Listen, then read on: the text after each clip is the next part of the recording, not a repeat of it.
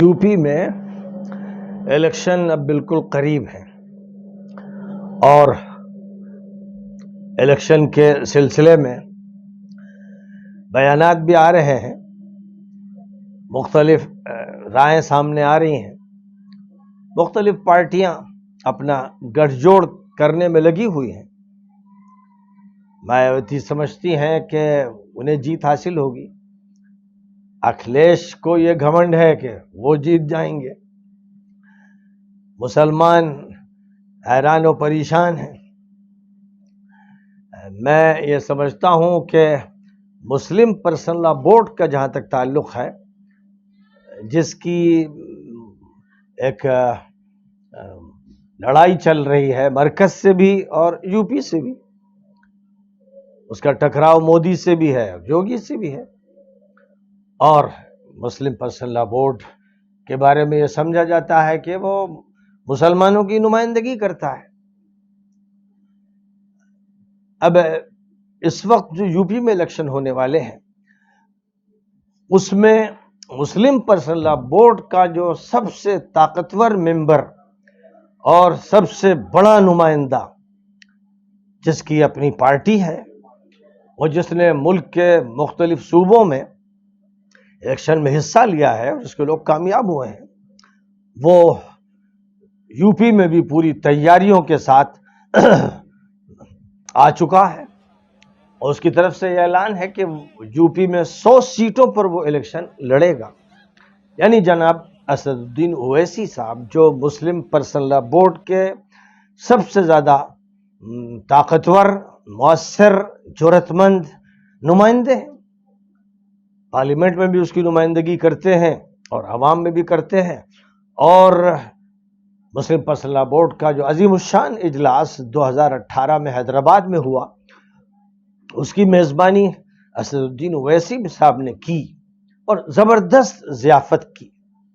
رہائش کے بھی عظیم الشان انتظامات کیے، بہترین ہوٹلز میں مسلم پرسنل لا بورڈ کے ذمہ داروں کو ٹھہرایا اور ان کی شاہی ضیافتیں کی اور 1.5 کروڑ روپیہ مسلم پرسنل لا بورڈ کو دیا۔ اس لیے اس میں کوئی شک نہیں ہے کہ اس وقت مسلم پرسنل لا بورڈ کے سب سے بڑے محسن جناب اسد الدین اویسی صاحب ہیں۔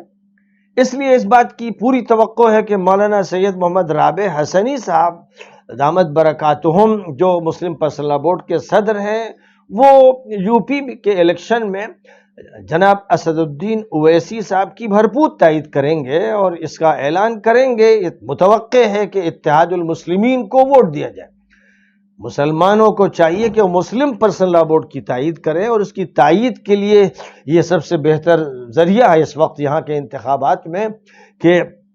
اویسی صاحب کی تائید کی جائے، اور اس کا اعلان مولانا رابع صاحب کی طرف سے ہو۔ مولانا رابع صاحب کی احسان شناسی کا بھی یہ تقاضا ہے کہ اویسی صاحب نے جس طرح پرسنل لا بورڈ کو گود میں لیا اور جس طرح اس کے ذمہ داروں کا اکرام کیا اور جیسی ان کی ضیافتیں کی، اور پھر جس طرح ایک بہت خطیر رقم مولانا کی خدمت میں پیش کی، تو اس کے بعد یہی متوقع ہے۔ اور میں سمجھتا ہوں کہ احسان کا بھی یہی تقاضا ہے اور اخلاق کا بھی یہی تقاضا ہے کہ مولانا کی طرف سے باقاعدہ اویسی صاحب کے لیے الیکشن کے سلسلے کی اپیل جاری کی جائے اور ندوے میں خاص طور پر ان کا اکرام کیا جائے، اور جیسے انہوں نے ضیافت حیدرآباد میں کی ویسے ہی لکھنؤ میں ان کی ضیافت کے انتظامات ہوں۔ تو بہرحال میں سمجھتا ہوں کہ مسلم پرسنل لا بورڈ پر یہ بڑی ذمہ داری عائد ہوتی ہے، اس کے جتنے بھی ممبران ہیں ان کو بھی تائید کرنی چاہیے، اور بالخصوص مولانا رابع صاحب جو صدر ہیں مسلم پرسنل لا بورڈ کے، ان کو چاہیے کہ وہ اویسی کی بھرپور تائید کریں اور ان کے حق میں اعلان کریں۔ اس سے پہلے جو رویہ رہا کہ دیوبند اور ندوے کے ذمہ دار اکھلیش کے یہاں نظر آتے تھے، اس سے ان کو بلند ہونا چاہیے اور ایک اچھی مسلم قیادت کو سامنے لانا چاہیے۔ تو میں سمجھتا ہوں کہ ان کے لیے اویسی سے بہتر کوئی قیادت نہیں ہے، اور ذہن سازی مسلمانوں کی جتنی وہ کر سکتے ہیں کوئی دوسرا کر بھی نہیں سکتا۔ پوری امت کے وہ ذمہ دار ہیں اور وہی نمائندگی کرتے ہیں۔ پرسنل لا کی بھی اور شریعت کی بھی. اس لیے میں سمجھتا ہوں کہ اس وقت مولانا رابع صاحب کی طرف سے اعلان آنا چاہیے کہ سارے مسلمان یو پی میں اویسی صاحب کی تائید کریں. اور پھر کیونکہ بات یہ بھی آ رہی ہے کہ اوم پرکاش راج بھر بھی ان کے ساتھ ہے اور بھی کچھ پارٹی آ رہی ہے، تو اس طرح ایس سی اور S T O B C وغیرہ بھی شامل ہو جائیں گی، تو ایک سیکولر صورتحال ہوگی. اور اس میں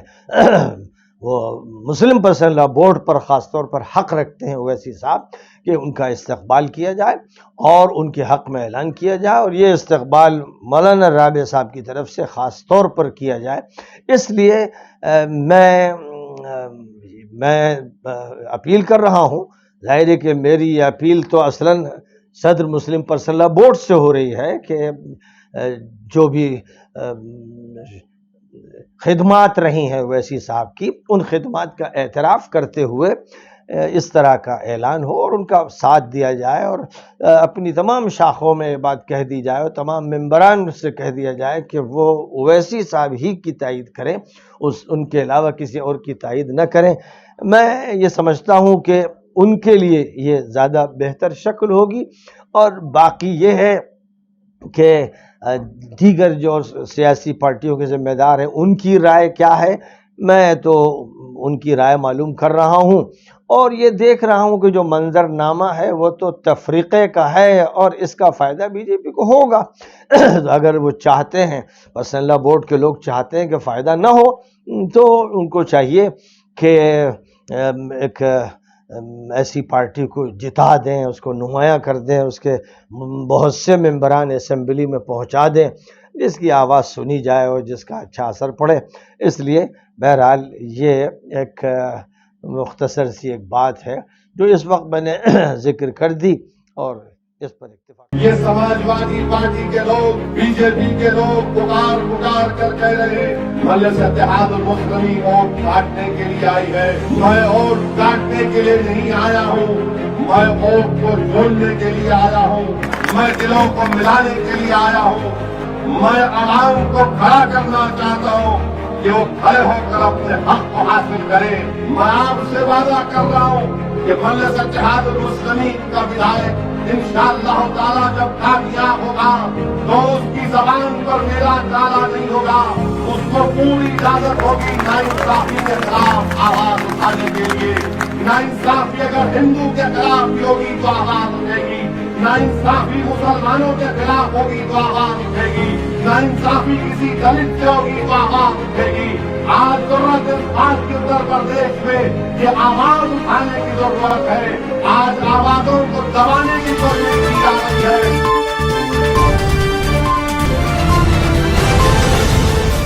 گلوبل ٹوڈے یوٹیوب کے ساتھ لاتا ہے دیش ودیش کی تازہ خبریں اور نئے ویڈیوز. ہمیں سبسکرائب کریں اور تازہ خبروں کے لیے بیل بٹن دبائیں. Global today.